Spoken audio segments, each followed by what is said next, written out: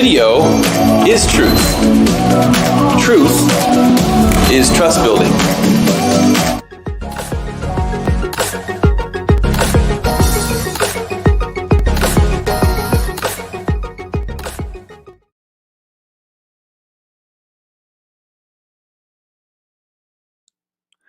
Welcome to the Digital Communications Multicast. This is the show for you if you're exploring new ways of communicating more efficiently online. I'm your host, Anthony Prichard, and I created this broadcast to help facilitate the digital marketing revolution. We're obviously in the middle of massive ongoing change in our economic environment. And to help facilitate that change, we bring in guests to help educate, help you with transformation, and to execute. So we hope that you add this program to your list of the regular content that you consume. Today, my guest is a veteran of the digital communications area. His name's Brian Hansen. Welcome to the show, Brian. Thank you. It's a pleasure to be here. Well, today is July 1st, Brian. Are you ready for the second half of the year? I would say so. Let's hope the second half's not nearly as exciting as the first half. Yeah, I mean, it's a time to start from the beginning, to scrap everything and start over. Tell our viewers your background as a digital marketing consultant, working for many marketing directors at dozens of organizations, medium and large size. What do you do for them? Sure. I've been playing in the digital marketing field for the past 12 years. In that time, I've been mostly in the agency space, working with everybody from a small startup mom and pop shop to very large international organizations. The basic premise is the same, trying to get their message out in front of a ready to buy consumer at the right time with the right message. So one of the great things about Google is it tends to be a great equalizer in a lot of senses, that they want the small people to succeed. They want the large multinational corporations to succeed. You just have to play by their rules. There's really two types of businesses, I guess you could say. One would be local, and the other one would be more global. And so let's start with the local. What advice would you give a local business owner who's maybe in the 500,000 a year to $1 million a year, and they want to make the next step up to 5 million a year? Sure. What's been interesting over the last 2-3 years, take it back 3 or 4 years, what Google has done to level the playing field on a local SEO playing field has been amazing. One of the very basic mantras with Google has always been, don't worry about what end user want, or don't worry about what Google wants, worry about what end user wants, and Google's going to reward you. And we've seen in the last 36 months that, I know that's a very broad statement to say, and it's very kumbaya-ish in a sense, but Google has really put a lot of teeth behind that, both in terms of algorithm updates as well as investments. So probably the easiest place to start is think about what's important for your end user, where they're looking, what their pain points are, and what some of the competition that they're looking at besides yourself. It's a pretty easy place to start. Yeah. Well, I know when I get introduced to a new company that I didn't know existed yet, the first thing I do is go check out their reputation. I want to find out if they're established, if they have got a track record of giving people a good experience in the past. Is that what you find? Absolutely. And kind of back to that, don't worry about what Google wants. If you kind of think about Google in the sense that, Google is never going to buy a bagel from your stores, never going to purchase anything from you guys. But the thing to think about is they have tens of thousands of potential friends, if you will, that are looking for that bagel place. And the only way that Google really knows if you're a quality place or not is really what people are saying about you. And what we've seen within the last 36 months is that local reviews continue to be more and more important. In a lot of cases, you see that the review and excuse the geek speak here, but user generated content about a local company, you'll see that that generates more traffic sometimes than their own website, or even if they're dabbling in paid media.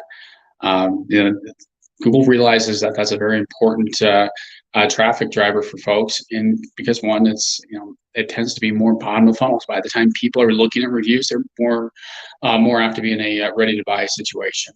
So, long answer to a very short question: absolutely, local reputation is critical for local business. Hmm. Well, I've got another question for maybe our viewers who are small businesses that you can maybe help them answer.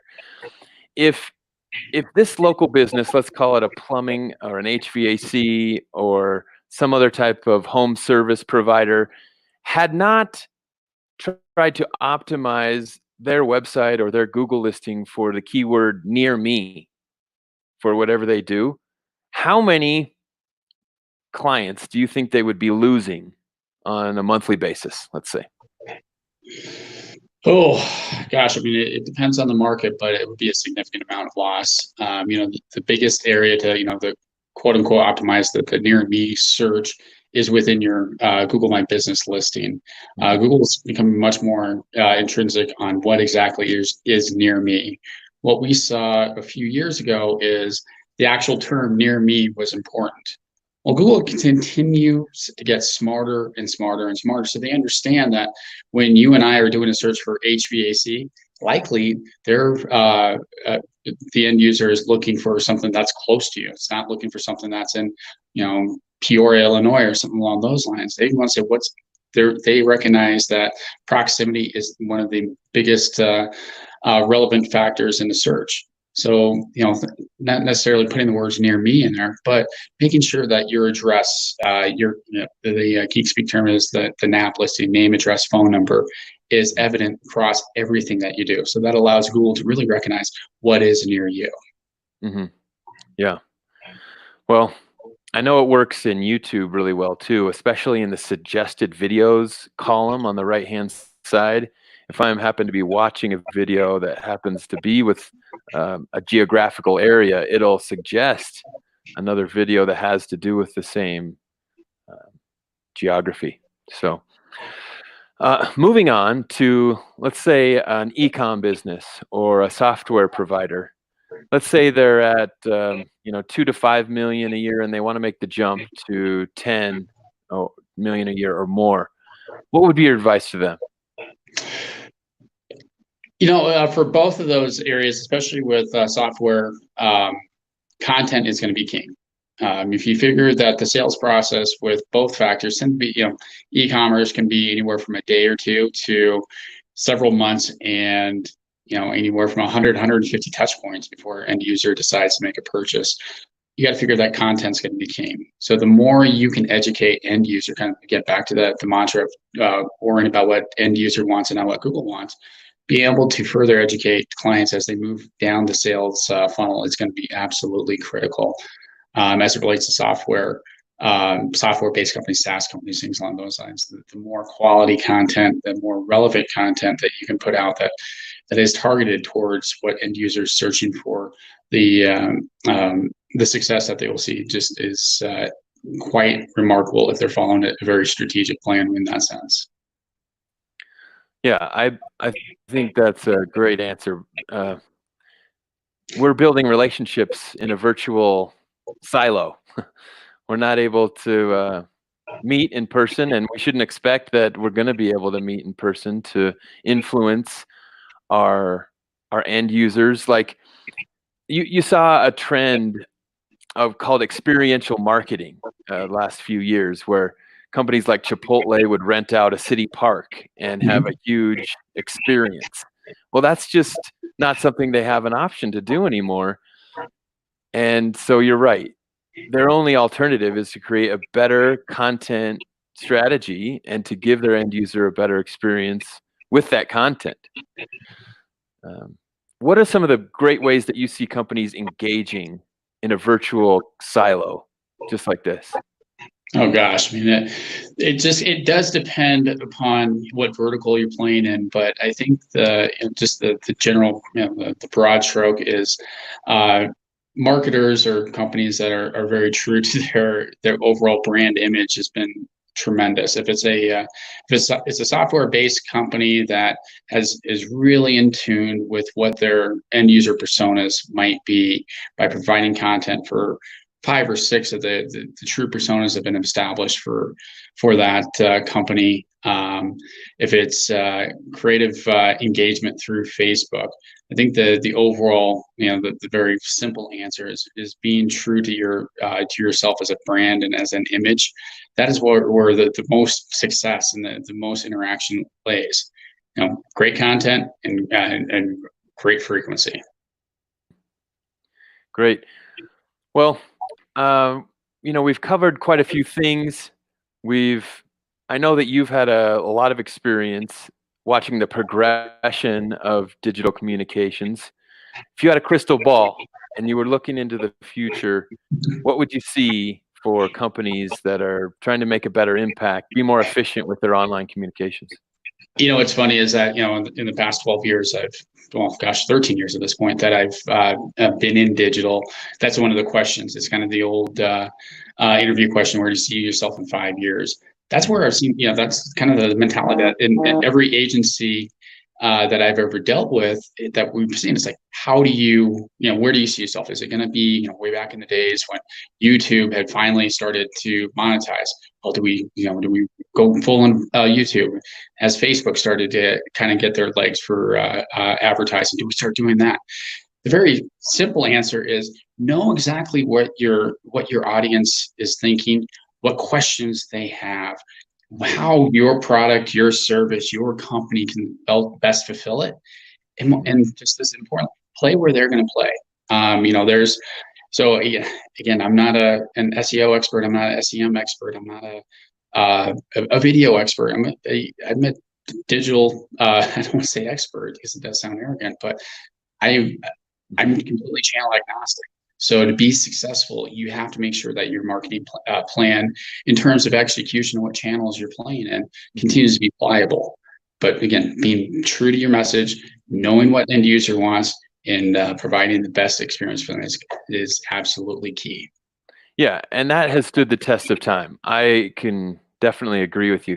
The approach of using multiple touch points to make an impression on your most profitable persona tends to stand the test of time. If we're going to build trust with somebody online, we want to engage with them through email, through text message, through Facebook, through YouTube, as many ways as we can in order to build their trust. That I think even in my marketing 101 class, they said 7 to 9 impressions until somebody trusts your brand. What kind of approach in the multi-touch points do you like to recommend for your customers? The business 101, marketing 101 of the 7 to 10 touch points is always stands true. Years ago, and by years I mean 7, Google came out with a study called ZMOT, the Zero Moment of Truth, and in that was right in the days of when online marketers really started to accept the fact that people don't live in a silo. So people might be affected by social media, paid ads, and organic, and whatever other channels on it. At that point, Google had come up with a number that for buying an automobile, which is the second largest investment that traditionally anybody's going to make in their lifetime, that there was 35 touch points before somebody decided that, okay, I've chosen the model, I know the dealership I'm going to go from, and now I feel comfortable to reach out to. In the years since, we've seen that number jump up to 35, 40 to 50 for somebody buying something as simple as a t-shirt online. So long answer to your short question, I think the key factor is as people are entering your sales funnel or your ethos or whatever term you want to put on, the more engagement that you have, the better. But again, at the same time, you've got to recognize where that persona falls in the buying process. People have just entered their email for information. they're not ready to be sold just yet. They're ready to do the research on why your company, why your product, whatever it might be, is helpful. And then you start moving them down the line. So a very strategic plan, a communication plan with every touch point and every step within that sales funnel is going to be critical for a small mom and pop to a company that does $100 million a year across 3 or 4 nations. Mm-hmm. Yeah. So what you're saying is that the touch points have increased, and even if a potential customer gives you their email, they're still saying that you're going to have to do even more to get me over the fence. Exactly. And for that, a company has to like sequence their remarketing in an elegant way that is appealing to that person who indicated they might be interested. Absolutely. One of the best analogies that I had, and I'm stealing this from a client of mine a couple of years back, is as we're going through the sales automation process that we're putting together, was that, when somebody gives, the equivalent of somebody gives you the email, they're just ready to see if they want to go out on a date with you. They're not ready to get married just yet. So you need to follow that process. Ask somebody's name, meet, talk to them a little bit, ask them out, and then ask them to marry when the time is appropriate. You ask for marriage right off the bat as a marketer, you're gonna do more damage to your brand than positive. Yeah, they won't be open any longer to your message. Exactly. Yeah, you see that happening the wrong way so many times, and you're right. It's just a bad first impression. Exactly. Well, great. I really want to thank you for coming on and talking about digital communications, Brian. Is there anything out there that you think we haven't discussed that needs to be talked about? I think more now than ever, individual business owners, even the small mom and pop shops wear so many hats. So it's easy to get lost in information, but it's still very critical to make sure that you keep abreast of at least the very high level changes in this realm that we're playing in, because it is changing daily. Now, I'm not advocating be a complete expert. That's why folks like us do get jobs, but you need to make sure that you're aware of on the just broad strokes of what's going on. And as this market continues to evolve, we've seen insane amounts of forced evolution over the last 4 months. And the companies that have adapted are the ones that are thriving right now. Mm-hmm. So be as much of an expert as you possibly can, and know who to trust. Yeah. And I guess we'll finish it with what you started with talking about Google. I mean, 90% of all people today solve their daily problems because they trust the Google search engine. And if you're not showing up there where people are looking for you, then you just don't exist. And so if your company has survived this long without putting itself in the digital communication space, that's probably the first place to start. And somebody like Brian can definitely help you with a strategy in the short term and the long term. Thanks again for coming on our program, Brian, and I hope to talk to you soon. Sounds good. Thank you so much for having me. It was a pleasure. You're welcome. Bye.